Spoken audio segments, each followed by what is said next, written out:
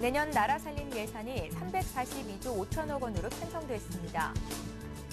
소비자 심리지수가 두 달째 기준치를 하회하면서 부정적인 것으로 나타났습니다.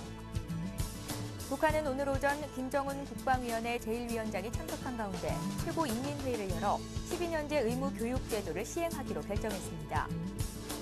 아이폰5가 출시 사흘 만에 500만 대 넘게 팔려나갔습니다. 시청자 여러분 안녕하십니까? 생경제 현장의 최은정입니다. 오늘 코스피 지수가 0.6% 정도 밀리면서 2,000선을 반납했는데요. 자세한 마감 시황 송주희 기자 연결해 들어봅니다. 안녕하세요. 네, 안녕하세요. 예, 오늘 시장부터 정리해 주십시오.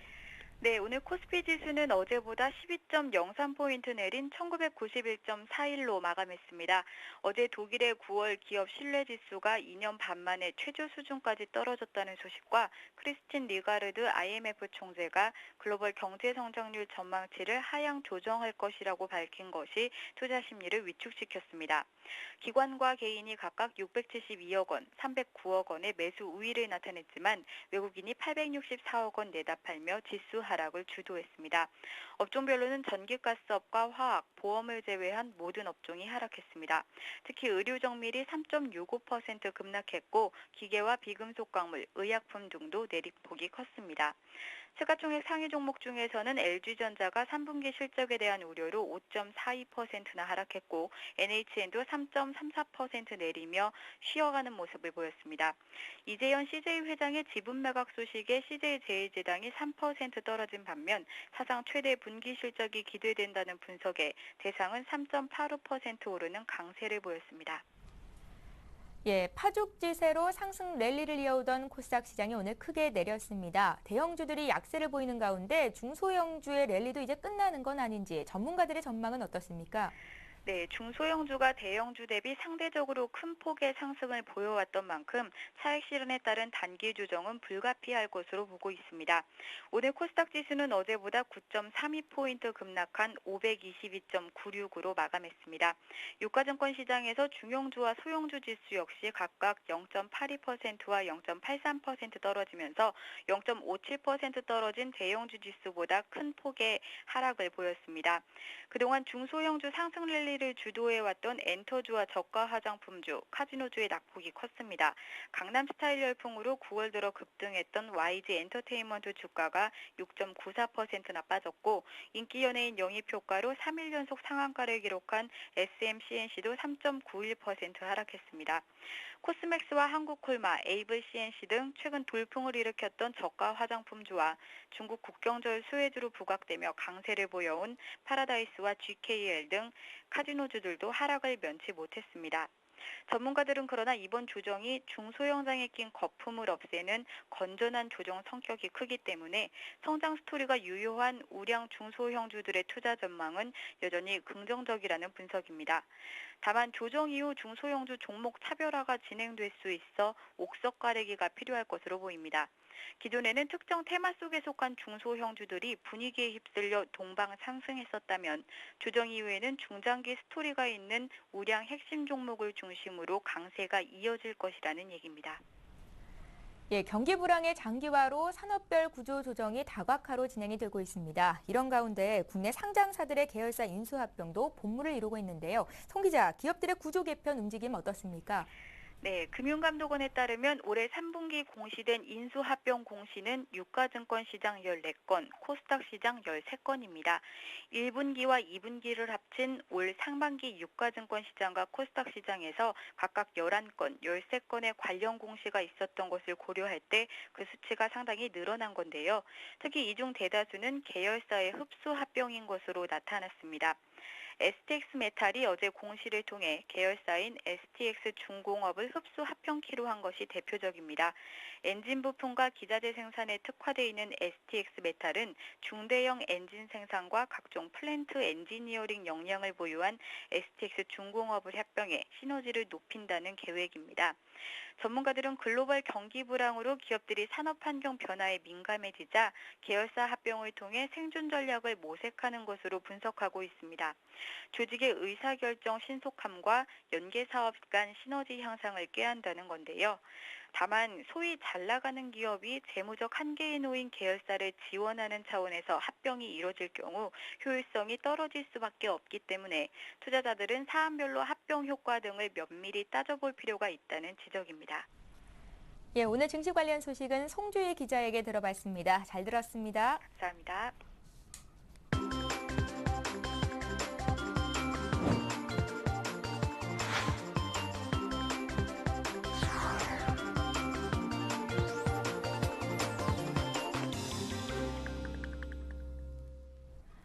오늘의 주요 뉴스입니다.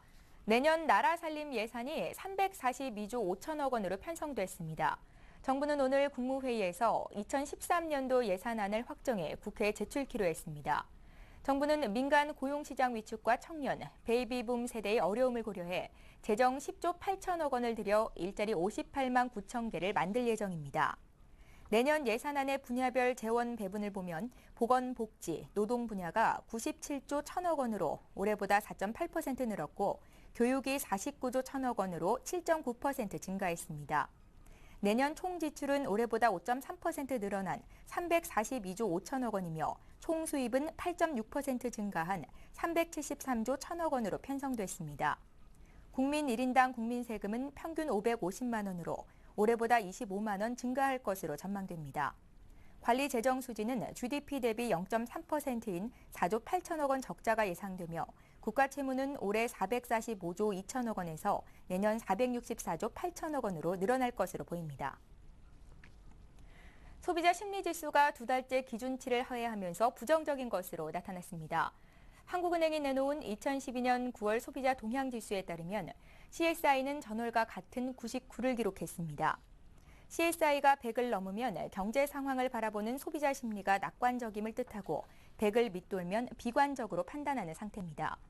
올해 1월 98이었던 CSI는 2월 이후 100을 꾸준히 상회했으나 7월부터는 100 이하로 내려섰습니다. 또 소비 지출 전망 CSI는 전월보다 2포인트 떨어진 105로 낮아져 불황 때문에 소비 위축이 지속될 것으로 보입니다. 소비자가 앞으로 1년 뒤에 물가 수준을 예상한 기대 인플레이션율은 연평균 3.4%로 2010년 12월 3.3% 이후 가장 낮았습니다. 북한은 오늘 오전 김정은 국방위원회 제1위원장이 참석한 가운데 최고인민회의를 열어 의무교육제도를 기존 11년에서 12년제로 변경 시행하는 내용의 법령을 발표했다고 조선중앙통신이 전했습니다. 그러나 중앙통신은 관심이 쏠렸던 경제개혁 조치 등과 관련해서는 언급하지 않았습니다. 북한이 이번 회의에서 통과되는 다른 주요 법령을 이후에 추가로 공개할지 주목됩니다. 아이폰 5가 출시 사흘 만에 500만 대 넘게 팔려나갔습니다. 애플은 보도자료를 통해 금요일인 지난 21일 미국, 호주 등 9개국에서 판매를 시작해 주말을 끼고 사흘 만에 500만 대 판매를 돌파했다고 발표했습니다. 이런 판매량은 지난해 10월 출시된 아이폰 4S 출시 당시 사흘 만에 400만 대를 판매한 것에 비해서는 많은 것이지만 애널리스트들의 예상에는 미치지 못하는 수치입니다. 이에 따라 어제 뉴욕 증권시장에서 애플의 주가는 1.3% 하락한 주당 690달러 79센트에 거래를 마쳤습니다. 애널리스트들은 판매 부족 이유로 부품 공급이 원활하지 않아 공급이 수요를 충족시키지 못한 것으로 분석했습니다. 애플은 28일부터 22개국에서 아이폰 5를 판매하고 연말까지 100개국 이상으로 판매처를 늘릴 계획입니다. 금융감독당국은 정치 테마주 발본 세권을 위해 조사 특별반을 대선 이후까지 가동하기로 했습니다. 금감원 관계자는 상설반으로 설치된 테마주 조사 특별반을 대선 이후 정치 테마주가 모두 소멸할 때까지 가동할 것이라고 밝혔습니다. 금감원은 주가 이상급 등 종목은 실시간으로 모니터링하고 시세 조종 혐의점이 발견되면 즉시 조사에 착수하고 있습니다. 거래소도 정치 테마주 과열 현상을 막기 위해 시장 경보 제도를 추가로 강화하는 방안을 검토 중입니다. 한편 주요 대선 후보의 출마가 확정되자 출마 기대감으로 올랐던 주식들이 일제히 추락하고 있으며 특히 안철수 테마주들의 하락세가 연일 계속되고 있습니다. 일본과 대만 순 시선이 영유권 갈등을 빚고 있는 센카쿠 중국명 갸오위다오 근해에서 물대포 공격을 주고받으며 충돌했습니다. AFP와 대만 중앙통신사 등에 따르면 일본 해상보안청 소속 순시선들은 이날 오전 센카쿠 전방 3해리까지 접근한 40여 척의 대만 어선들을 저지하기 위해 물대포를 발사했습니다. 대만 순시선도 자국 어선 보호를 위해 고압의 물호스를 일본 순시선에 겨누며 응수했습니다. 이후 대만 어선들이 복귀를 선언하면서 무력 충돌로는 이어지지 않았습니다. 일본이 지난 10일 센카쿠 국유화를 결정한 이후 중국 해양감시선과 일본 순시선 사이에 구두 교전은 있었지만 직접적인 물리 접촉은 이번이 처음입니다. 앞서서 정부가 내년도 예산안을 발표했다는 소식을 전해드렸는데요. 관련된 자세한 내용 이혜진 기자 연결해 들어봅니다. 안녕하세요. 예, 안녕하세요. 정부가 이번 예산안 편성에 있어서 가장 주안점을 둔 부분이 어디입니까? 예, 이번 예산안 편성의 목표를 핵심적으로 표현하자면 균형 재정과 경기 대응, 이 두 마리 토끼를 한꺼번에 잡는 것이라고 할 수 있습니다. 정부는 경기를 살리면서도 재정의 건전성을 강화해야 한다는 상충된 목표를 달성하기 위해서 고심했다고 밝혔습니다. 정부는 내년 총수입을 올해보다 8.6% 증가한 373조 1천억 원, 지출은 올해보다 5.3% 증가한 342조 5천억 원으로 편성했습니다. 이에 따라 내년에 관리재정 수지가 4조 8천억 원 적자로 국내 총생산의 0.3% 수준이 될 것으로 전망됩니다. 정부는 당초 내년에는 재정수지 균형을 맞추겠다고 밝힌 바 있는데요.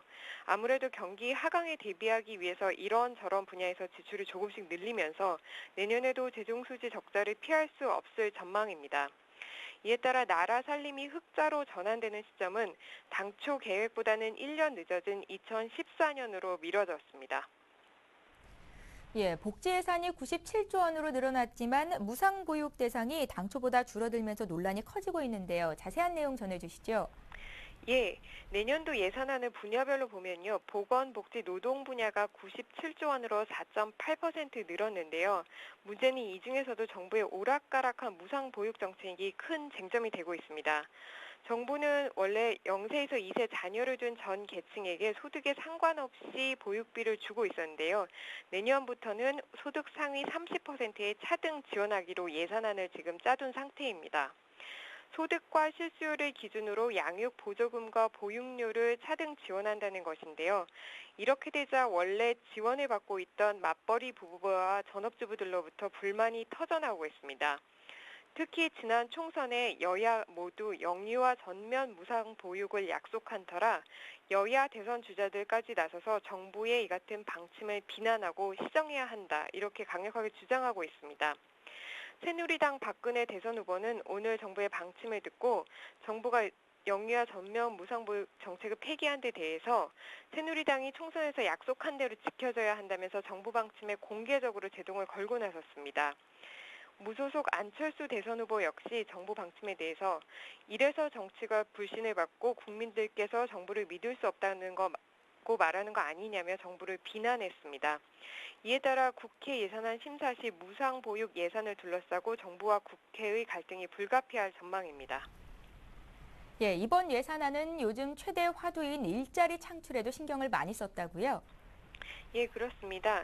내년에도 세계 경제 침체가 계속되면서 민간 고용시장 회복이 더딜 것으로 예상되는데요.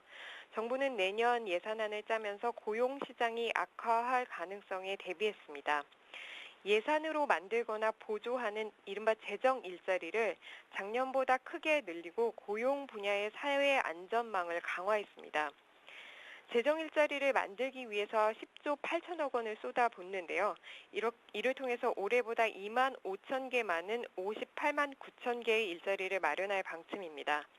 이 중에는 청년 친화적 일자리 10만 개와 베이비붐 세대의 재취업을 돕는 일자리 3만 개가 포함되어 있습니다. 또 저임금 근로자의 고용 안전망을 강화하기 위해서 국민연금과 고용보험료 지원 대상을 월 평균 임금 125만 원에서 130만 원 이하로 확대하고 해당 예산을 2,600억 원에서 4,800억 원으로 늘렸습니다. 예, 또 어떤 분야에서 예산 지출이 늘어났는지 눈에 띄는 항목이 있었습니까? 예, 주거복지 예산도 늘렸는데요. 보금자리 임대주택 공급을 올해 8만 호에서 내년에는 9만 5천 호로 확대하고요. 생애 최초 주택 구입 자금과 전세 자금 지원을 올해보다 4조 원 늘려서 10조 2천억 원으로 증액했습니다. 또 사병들의 월급도 올려주기로 했는데요. 병사 봉급이 평균 15% 인상됩니다. 이에 따라서 상병 월급을 기준으로 보면요. 사병 월급이 9만 7,500원에서 11만 2,100원으로 오릅니다. 또 서민층의 교육비를 덜어주기 위한 주머니도 늘렸는데요. 국가장학금을 5천억 원, 든든 학자금 대출을 3,400억 원으로 확대해서 저소득층의 학비 부담을 줄이는 데 중점 지원하기로 했습니다. 또 학업을 지속하면서 학비를 마련할 수 있도록 대학생 근로장학금 지원금을 올해 810억 원에서 내년에 1,400억 원으로 늘립니다. 예, 서울경제신문의 이혜진 기자와 함께했습니다. 고맙습니다.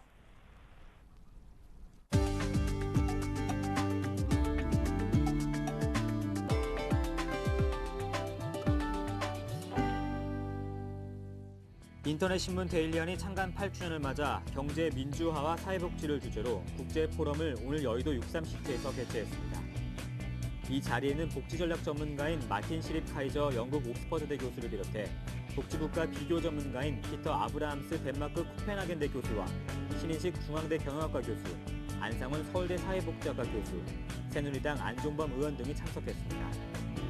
이들 전문가들은 국내외 경제와 사회복지를 주제로 연설과 토론회를 열어 2012년 대선을 통해 우리 사회의 가장 큰 화두로 떠오른 경제 민주화와 사회복지의 문제를 다뤘습니다. 이어 오후에는 데일리안 창간 8주년을 축하하는 리셉션이 열려 국내 정재계뿐만 아니라 사회 각계층 지도급 인사들이 참석해 데일리안의 창간을 축하했습니다.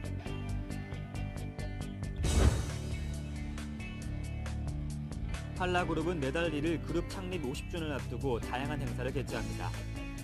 한라그룹은 오늘 잠실 실내체육관에서 6,500여 명의 임직원이 참석해 문화 행사를 열었습니다. 27일은 정몽원 회장이 참석한 가운데 경기 성남시 판교에서 창립 50주년 기념식과 핵심 계열사인 만도의 글로벌 R&D 센터 준공식을 진행합니다. 한라그룹은 고 정주영 현대그룹 명예회장의 동생인 고 정인영 명예회장이 1962년 설립한 현대 양행으로 출발했으며 한라건설을 중심으로 그룹의 맥을 잇다가 2008년에는 외환위기 시에 매각한 만도를 되찾고 최근에는 한라궁조 지분 인수를 추진하고 있습니다.